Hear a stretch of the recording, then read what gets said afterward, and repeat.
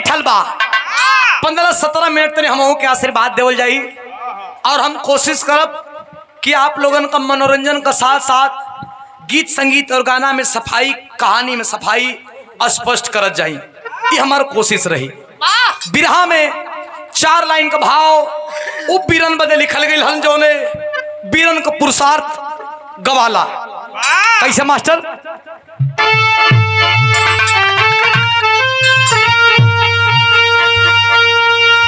तो चट्टान का अरे ठोकरा पर नचाया, अरे की हिम्मती हिलाया जो हिमराज का, अरे काल के और काल में घुस के दुश्मन को मारा, अरे मान मर्दन किया और रण में रंगबाज का, रुके ना झुके ना अरे थके जो कभी ना, अरे पिला के लहू अरे प्यास दिल की बुझाया, असल वीर होते हैं संसार में, अंधेरी निशा में दिशा जो दिखाया।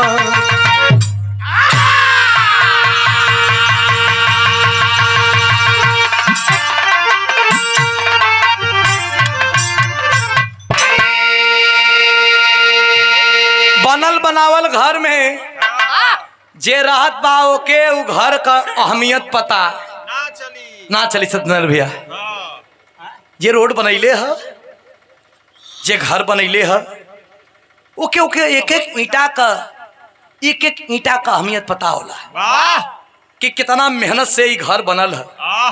वही तरह हम बताइला कि जाकी पाँव न फटी बेवाई ताकि जानी, जकरा गोड़ में कबो बेवाय ना फाटल उ दूसरा का दर्द के कबो समझ ना पाई। नवरात्र हाल ही में बिता हमें ये दिखाया गया, नवरात्रि में पर्दा पे, सिनेमा पे, रामलीला में ये दिखाया गया कि अयोध्या के राम आते हैं और लंका में रावण का वध करके और विभीषण को गद्दी पे बैठा देते हैं। विभीषण गद्दी पे बैठ गया और अयोध्या वीरों से, लंका वीरों से विहीन हो गया। मंदोदरी रानी बची हुई सोच रही कि बाहर लंका 1 लाख पूत 1.25 लाख नाती अत्ता ही रावण घर दिया ना। मंदोदरी रानी सोचत बा कि जो ने रावण के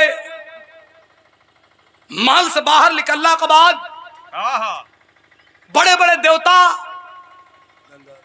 लुकाए लगा के रे दादा नजर न पड़ जा। वही रावण का आतंक खत्म हो गई का बाहर इस समय ये तह समय के का न करा दे। ए भैया वही समय मंदोदरी रानी रोवत बा और तब तक मंदोदरी रानी का सामने 13 बरिस का एगो लड़का जा करके नाम बतैलस कि मां मेरा नाम अमरजीत है, नाम मेरा अमरजीत है, मेघनाथ का बेटा हूं, मैं आया हूं रावण दादा का दर्शन करने, मेघनाथ पिता का दर्शन करने। मंदोदरी कलश हो बच गईला बेटा, लेकिन ऐसा समय पहिला, ऐसा समय पहिला कि न तो तुहार बाबुए हमन न तुहार दादे हमन। हेतिए को तो लइका 13 बरिस का कलश के रे कौना का माई बाघ भी आइल बिया कि जो रावण के और मेघनाथ का वध कर डालस, के कर बाघ भी आइल बिया महतारी। मंदोदरी बताओ बा कि सुना बेटा कहानी बड़ा लंबा है, का बताओ बा बिरहा में कव्वाली का टुकड़ा बा। 100 रुपया पुरस्कार छत्तीसगढ़ पुलिस में कार्यरत है मनोज यादव जी के द्वारा 100 रुपया पुरस्कार दे भैया के कोट को प्रणाम, मालिक बना के रखा। कैसे बिरहा में एक कव्वाली का टुकड़ा बा, कैसे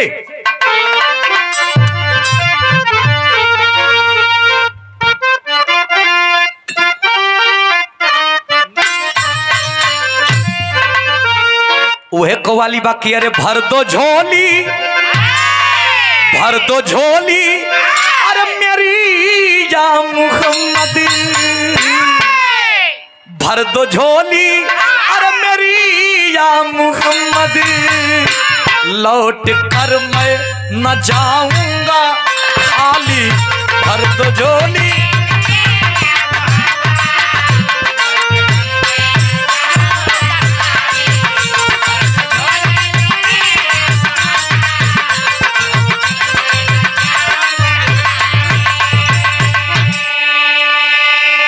लेकिन ये तक कौवाली हो 13 बरिस का बेटा से बताओ, अपने नाती से बताओ मंदोदरी की का काला बेटा रावण का दर्शन करब तो सुना हमार बात है। अरे रोके बोली अरे मंदोदरी अमर से, रोके बोली अरे मंदोदरी अमर से, लाल कैसे मिटाऊं मैं शंका।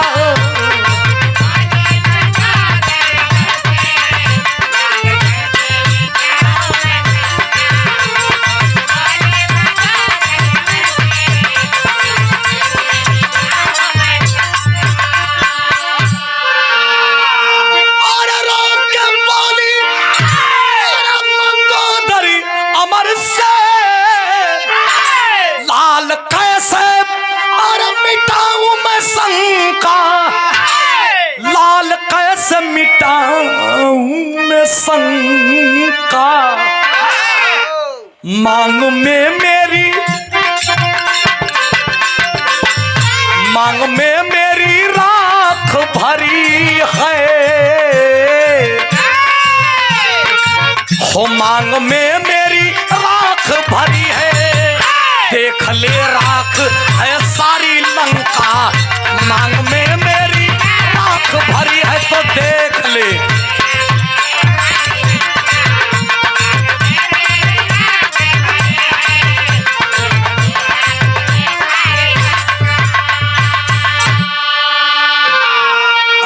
केवल यादव जी बद्दोपुर की धरती से 100 रुपया पुरस्कार देना बाबूजी के कोट को प्रणाम बा, दिल से धन्यवाद बा। लड़का 13 बरिस का पूछत बा कि करे माई का भयल, मंदोदरी बतावत बा कि ए बचवा लंका का तो कोनो सानी ना रहल हो, लेकिन कौन विपत आइल हेतना पंच परमेश्वर बिरहा का सुनौया बैठल हुआ, बिरहा का सुनौया बैठल हुआ, तनी हिल डुल कम बातचीत कम तनी खैनी बीड़ी भी कम। मंदोदरी बतावत है क्या बतावे मास्टर।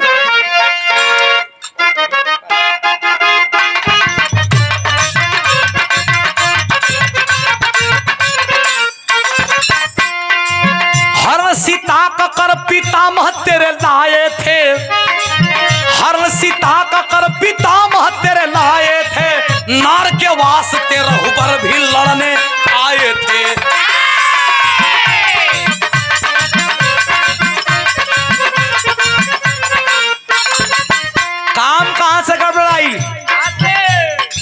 मिले श्री राम से भी भीषण मिताई करके, मिले श्री राम से भी भीषण मिताई करके, कराया कुल का नाश द्रोही बुराई करके।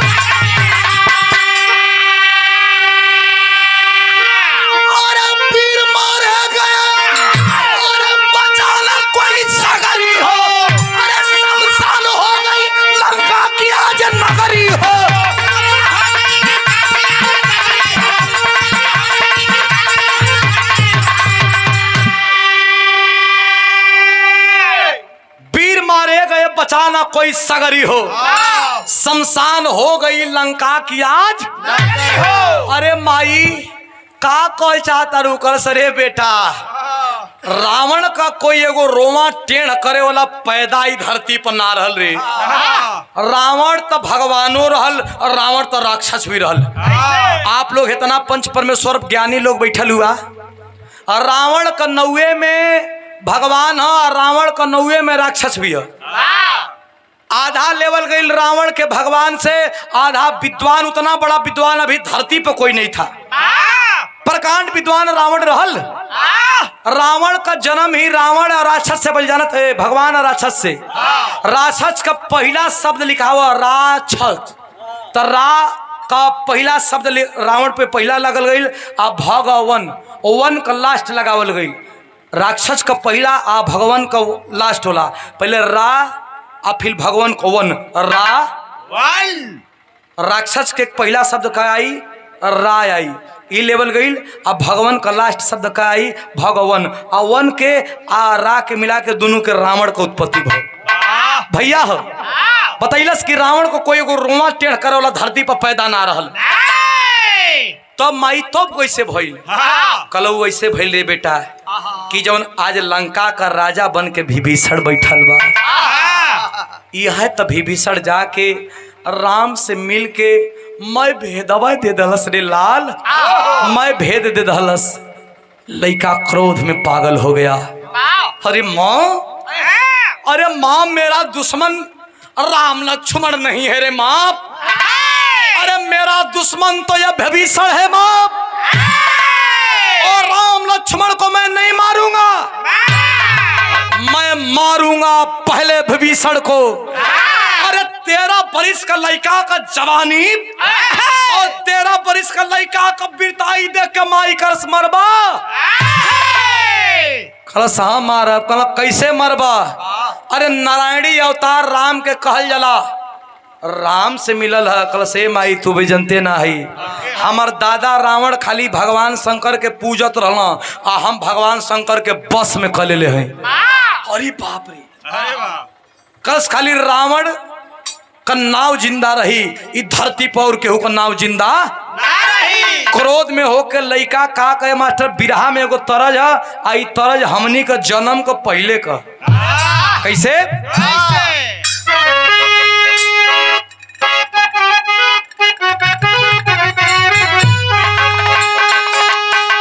देखा पहले का शादी ब्याह गवना में पहले आदमी का कितना जोर बल क्षमता रहल, सहन शक्ति रहल, पहले सहन शक्ति रहले भैया।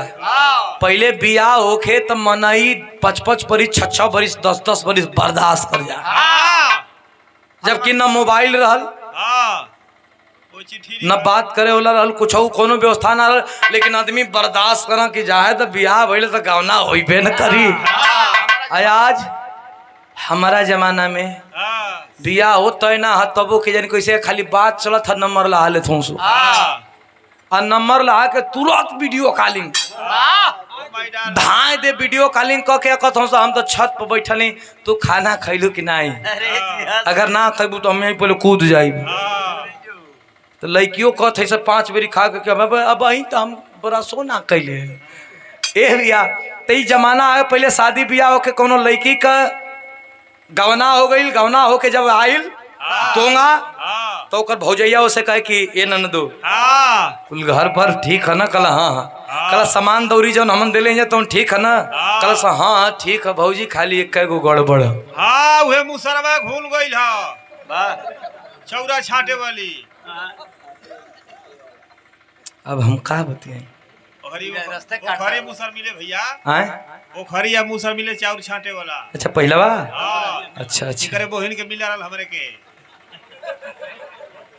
ए भैया मेहरा रुआ बतावत बा, नंदो भौजैया से बतावत बा कि कुल नीक है भौजी, एक चीज गड़बड़ है। कमन गड़बड़ है?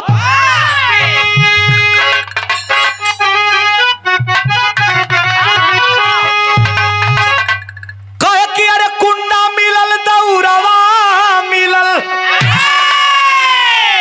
अरे कुंडा मिलल, दौरवा मिलल, और पहुरावा मिलल ये भौजी।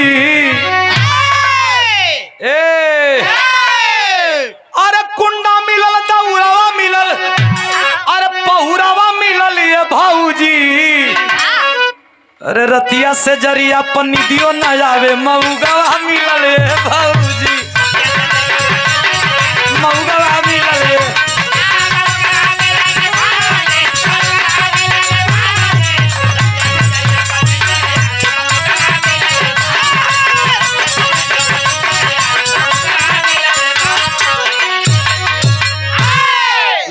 अमरजीत लंका का स्थिति देख के कहत बा कि बाहर लंका जौन लंका का तूती बजत रहल उ लंका का स्थिति का है।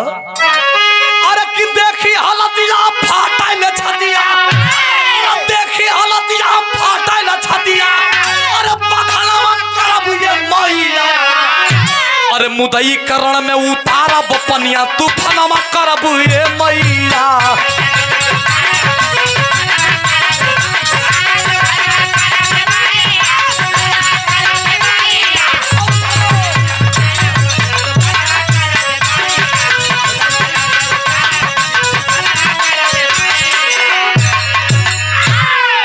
मंदोदरी अजीब एकदम मत घबराइया, मेघनाथ नहीं है तो क्या हुआ मैं हूं। का कहे मास्टर? अरे कि बन के मेघनाथ माई, अरे गोदी तोहरा भरा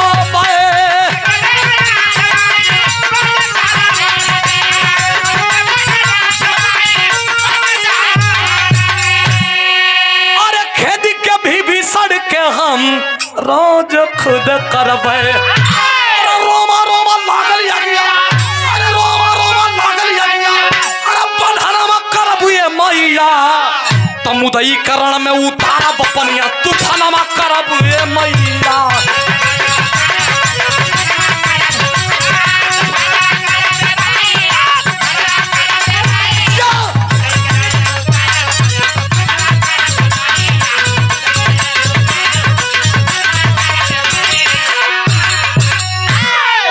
ए भैया मंदोदरी दादी माँ से कहने लगा कि बस पता चाहिए ये विभीषण कहाँ बैठता है।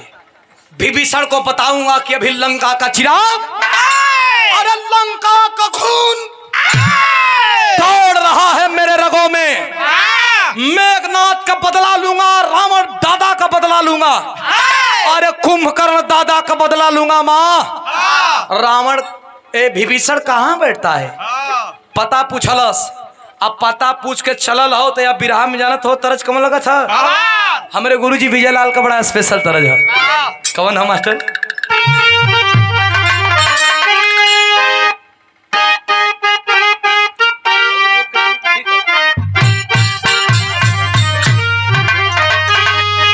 हमारे उस्ताद गावेलन।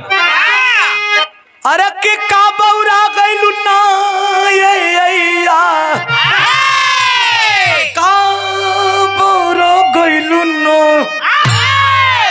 कैसे? अरे का बौरा गइलु ना ये का बौरा गइलु ना।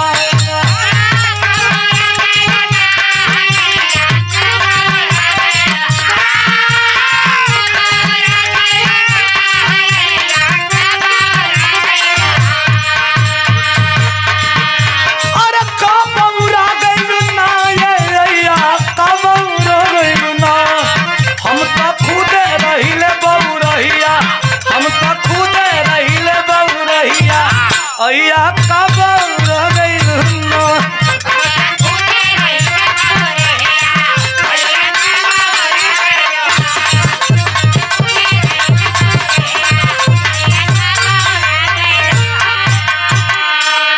लेकिन लइका 13 बरिस का, लेकिन देखा जंग कैसन है।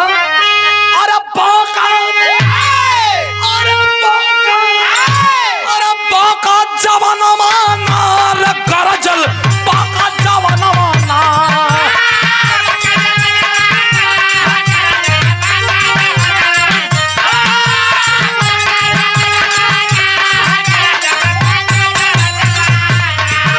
अरे बाका जवाना माना रे गरजल, बाका जवाना माना। मिलिया माटी में तोहरो गुमाना, मिलिया माटी में तोहरो गुमाना। अरे गरजल बाका जवाना माना, मिलिया माटी में तोहरो गुमाना।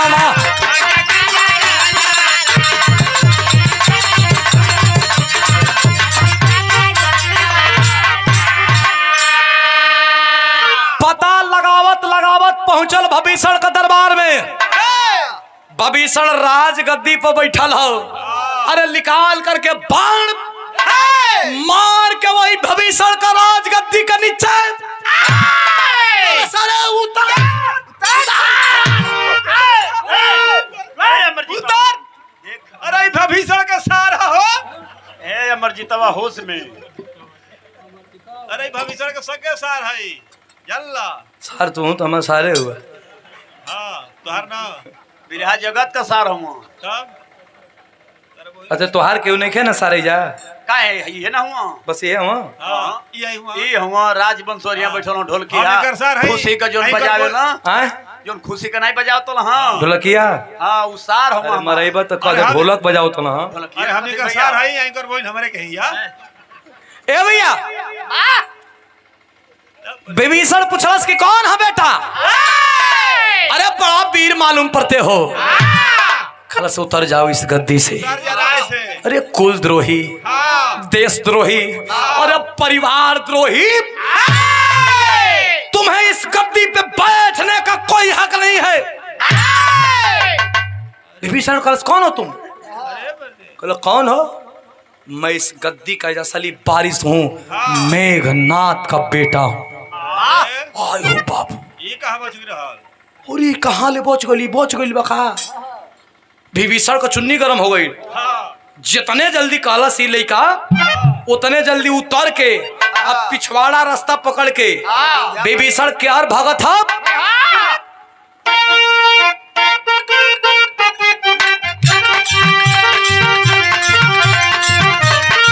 धाई तुरंत आवाधा पूरी गई दे।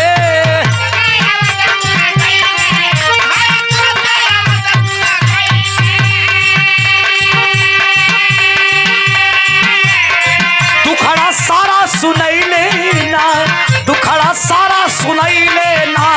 सपोला तान के बैठल बफनामा सपोला तान के बैठल बफनामा ओकर कर्जा बाबा जवानवा ना।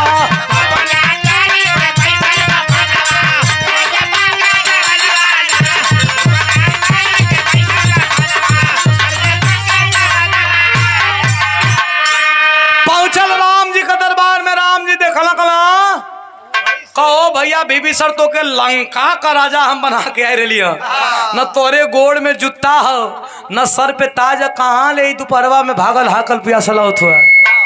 कहना से सरकार हमार जान बच गई। इहे कह राम जी कहना कि जान बच गई। अब तोके कोनो खतरा का पूरा राक्षसन के तो मारी दिले। कहना ना ना ना ना ना मरले का बानी। अब तो एगो ऐसा राक्षस अबिन बच गई बा कि रावण कुंभकर्ण मेघनाथ जितना लंका का कुल राक्षस रहलन सबके मिला के अगर एगो कल जाओ तो कुल पर अकेले भारू बा। देखा बात बनावे का आइडिया। विभीषण खाली बात बना के ढहावा दलस लंका की। हर को हर का देखा हम कहीं बात कैसे बनेला। अगर केहू का कपार फूटल होखे तो आदमी जाके कहा के भे तोहार लड़का का कपार फूट गई तो केहू सीरियस ना ले। लेकिन उतने कपार फूटल होके अगर बात बनाए वाला होके कही तो ये भैया दादा ये भैया तो पहले तो बीपी बढ़ जाए कि अरे का हो गई। अरे आई हो दादा तोहार लड़का का कपड़ा फाट गई। आदमी आधा भी होश हो जाए उतने कपार फटल आप।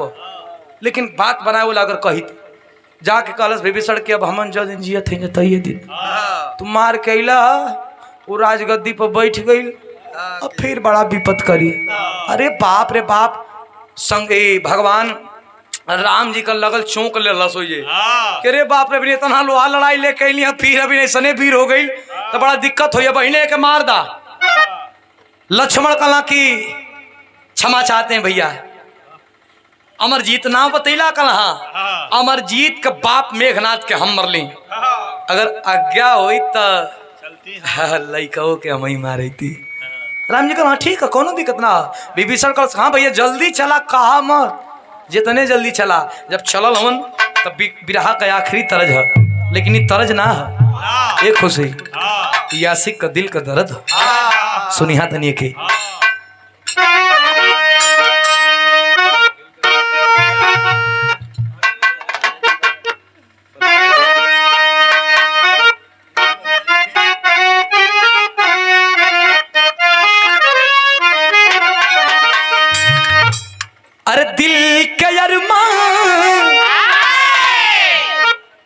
दिल के अरमान अरे आंसुओं में बह गए दिल के अरमान आंसुओं में बह गए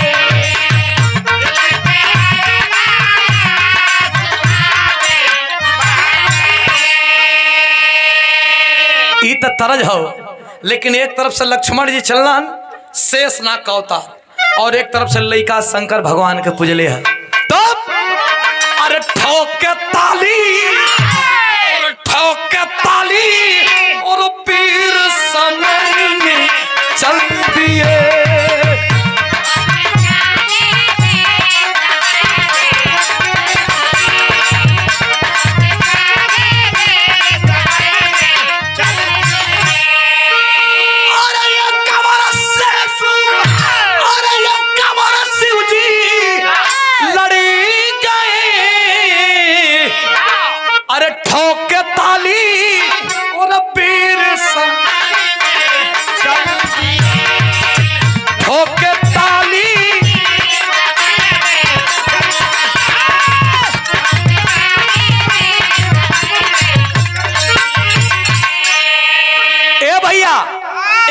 से लक्ष्मण जी और एक तरफ से 13 वर्ष का लड़का जब दोनों का भिड़ंत भइल त देखा कहल जरा के केहू को घमंड धरती पर रहल है ना लक्ष्मण जी लइकवा के जब देखल 13 वर्ष का तो कहल धात्रे मर्दे विभीषण ये तू पागल ही या का मर्दे ये लइका का हत्या करावे खातिर लिएला विभीषण कहना कि का बात है कहना का बात है रे इ लइकवा के कहले होता तो अयोध्या का कोनो मंत्री कोनो सिपाही आके मार के चल गई हम शेषनाग के अवतार ये तना बड़ा लड़वैया इ लइका के मारी हत्या करवाई लगना चुचका रे लइकवा के ए लइको उ बचवा काजर नहीं खेल ए बाबू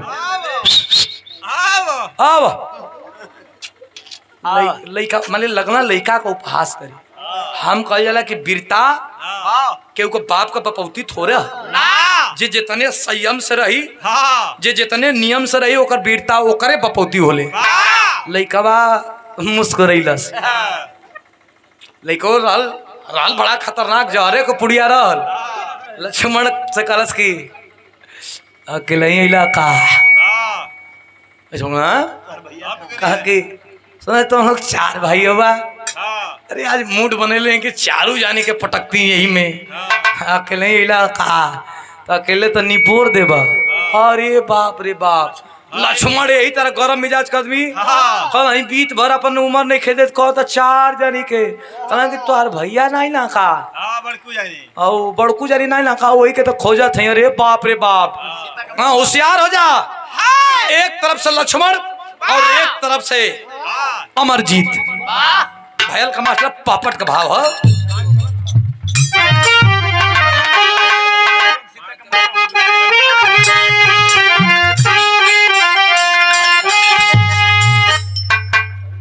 अरे तनी घसक जा राजा घसका डेरा अरे लगा बरसने पान के ऊपर पान तान का सीना हो अरे समर भूमि में गिरा है बलवान तान का सीना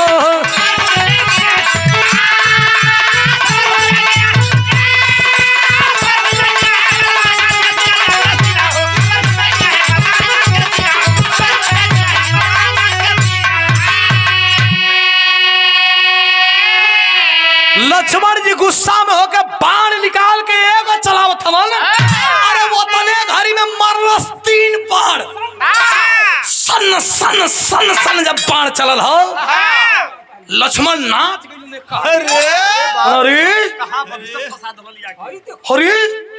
अरे तम मेघनाथ के मरली रावण के संग हमर लड़ली जा राम भैया साथे ये तना स्पीड तो मेघनाथ के बणवा में ना रहल ए विभीषण ए भैया विभीषण कहना हम कोनो लड़वैया थोड़े है तो हम लोग लड़ा जा भैया हम तनी घरे से घूम ले आई 2-3 दिन से कहीं नहीं लगना लक्ष्मण हक्का बक्का होके कल रे भैया इ त लड़वैया नहीं बरे इ त कोनो मायावी हो अरे ए लंका में हनुमान रहला एकर बाप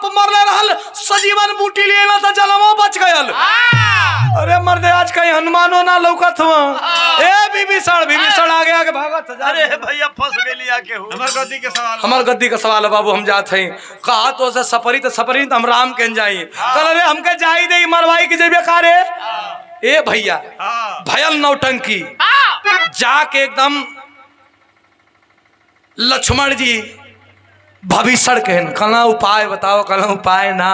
आहे राम ई भगवान शंकर का पुजारी सुना तोरे ने 5 गो लक्ष्मण यहाँ तक रोमा टेढ़ ना करियो। बाबू लगना लक्ष्मण सुसके तो ये साल पहले ही काहे ना बतैला। भैया के भेजले रहती भाई एक संगवा लेके आई रहती। अब मन ही मने कल एक कौन उपाय, हां कौनो उपाय क्षमा कहेंगे सार ना कहना, सार विभीषण के ना कहना। हाँ किसी इला में कह किसी इला में हम कह दिलिए। ए भैया ता देखा अपने टीम में ऐसे बड़ बुजुर्ग के रखीला। अरे ये हम तो बछरू हां चचा हमासान हुआ।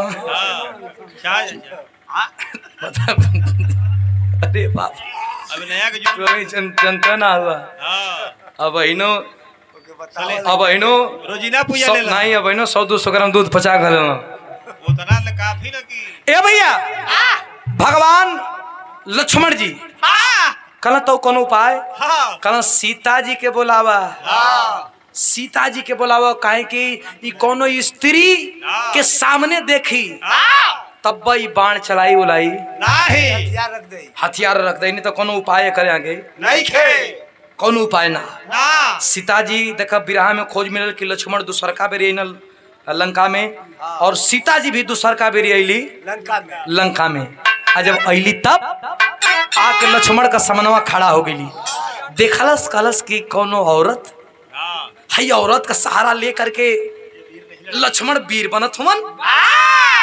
ना ना ना ना ना औरत के सामने तई ई अमर जीत युद्ध ना लड़ी। अरे बाप रे बाप अपन तिरिया धनुया धरती पर रख दलस। आज जब धरती पर रख दलस तब भैया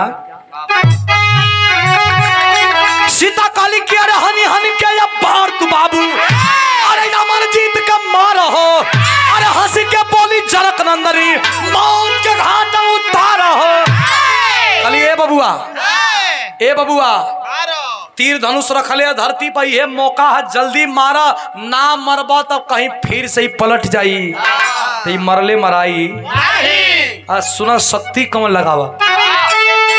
अरे किससे सलाम, अरे से सलाम शक्ति का करो सलाम तान का सीना हो। अरे समर भूमि में गिरा है बलवान तान का सीना हो।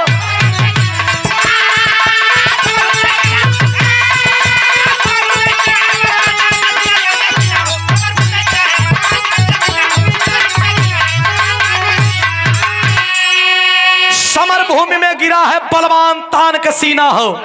ए भैया जब दोनों तरफ से लड़ाई होखे लागल तो लड़ाई का स्थिति का आल्हा का भाव देवल गई।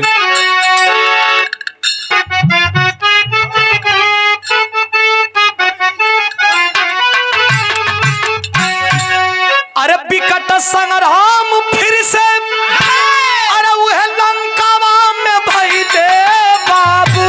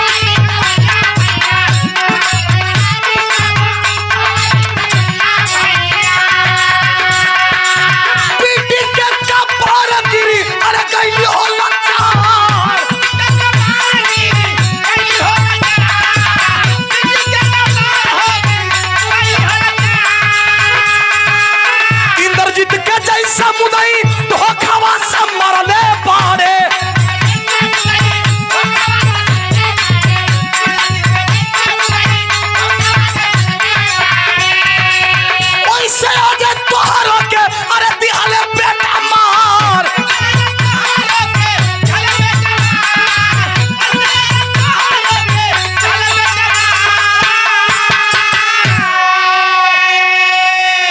बाबूजी, भगवान राम के भाई लक्ष्मण के हाथों से शेषनाग शक्ति का संधान हुआ। कितना भी वीर था तो भी लड़का है। 13 बरस का लड़का जब सनसनाता हुआ शेषनाग शक्ति का संधान आया, फट गया कलेजा, फट गया कलेजा, धरती पे गिर गया। माँ, हमारे बड़े अजीज, हमारे बड़े भैया जो खुशी यादव जी में संगत करते हैं, ढोलक बहुत पुरान, बड़ा जनकार, ढोलक के बहुत जानकार हैं और पूरा गांव है कलाकारों की धरती है। आदरणीय हमारे बड़े भैया राजवंश पासी भैया, आदरणीय हमारे बड़े भैया के द्वारा सम्मान किया गया है। शानदार 100 रुपया पुरस्कार माला है। आपके श्री चरणों में मैं कोट कोट प्रणाम करता हूँ, दिल से धन्यवाद देता हूँ। जमनिया गाजीपुर बूढ़ाडीह की धरती से चरणों में कोट कोट प्रणाम है, बहुत बहुत धन्यवाद है, आशीर्वाद की कामना। ए भैया, 13 बरस का लड़का हो, विभीषण का काला पर सीता जी सामने उगली, तीर धनुष रख दलस।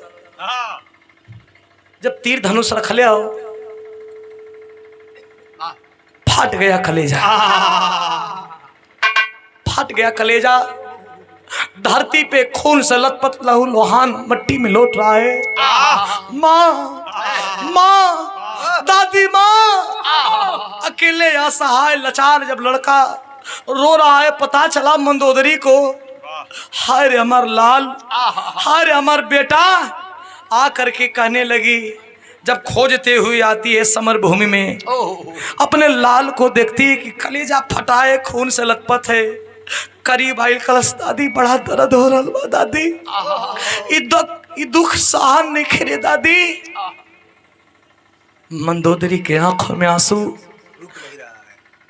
ये पुत्र वियोग है। बारे विभीषण, अरे तूने तो कुल का नाश कर दिया, देशद्रोही, कुलद्रोही। अरे 13 बरस का बेटा, तेरा क्या बिगाड़ा था रे विभीषण। मरने वाले अमरजीत से मंदोदरी कहती है, तू तो मर जाएगा, तेरे पित्र, तेरे पूर्वज अभी भटक रहे हैं। तेरे से बड़ा आस था बेटा, समुद्र का जल ला करके, समुद्र में से बालू ला करके अपने पूर्वजों को पिंडा पानी दिलवा दी। अच्छा, पिंडा पानी दिलवा दी, पिंडा पानी दिलवा करके इसी जांग पे लिटाई है, अपने बेटे के चेहरे को, अपने नाती के चेहरे को देख रही है। इसी में 13 बरस का बेटा कलेजा फट गया है, दुख को सहन नहीं कर पाया और उसके प्राण पखेरे उड़ गए। आंख में मंदोदरी के आंसू, और एक बात इसी जांग पर लेकर के बेटे को कहती है। क्या कहती है भैया?